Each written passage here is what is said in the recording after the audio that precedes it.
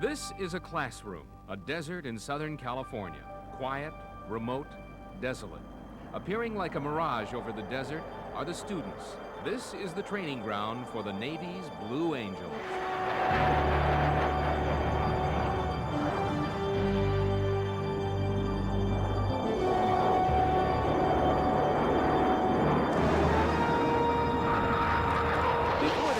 The first of their more than 50 demonstrations this year, the Blue Angels go through rigorous training at El Centro Naval Air Station. Pilots fly with the Blue Angels in 2-year shifts, so this year half of the team members are new.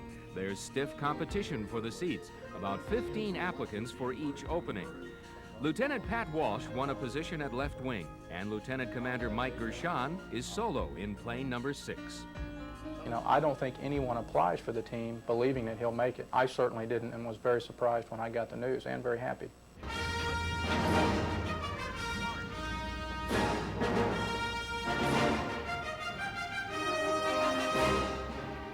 If it's tough to get in, it's even tougher to stay in. The pilots are up at 5 every morning. The first briefing begins at 7. The team talks through the sequence of the first flight of the day. Every move on the ground and in the air will be videotaped for review, and it happens 7 days a week. In the 60 days spent in training, the team will get 3 days off. This is no picnic.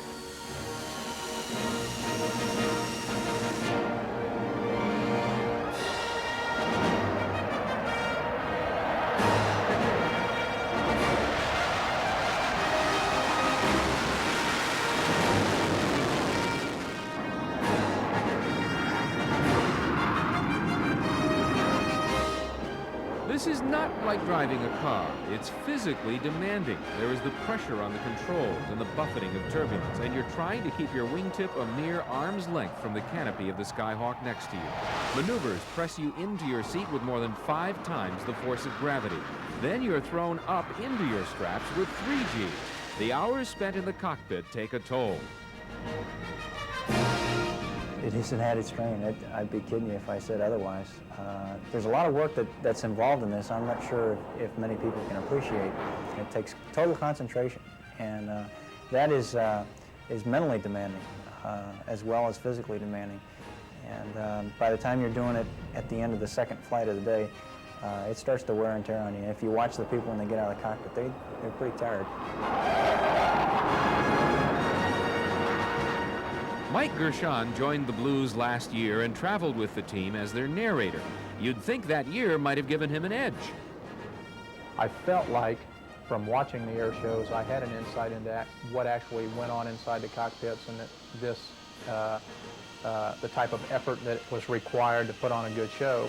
And I was real surprised after being here an entire year that I had no idea. The physical and mental effort that goes into putting on one show is extraordinary.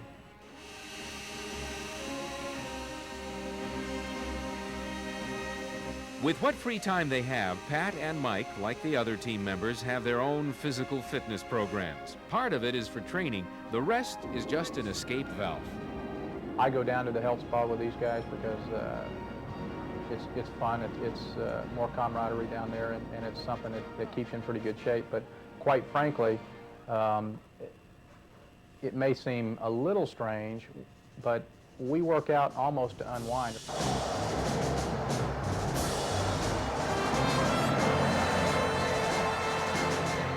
The next practice flight is never more than a couple of hours away.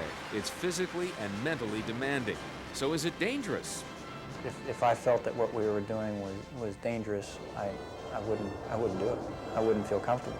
The procedures are such in the work that we do that if something is not right, doesn't feel good, or you feel uncomfortable, then you simply fix it. You go away and you get comfortable, and when you're ready to come back into a maneuver, it's fine.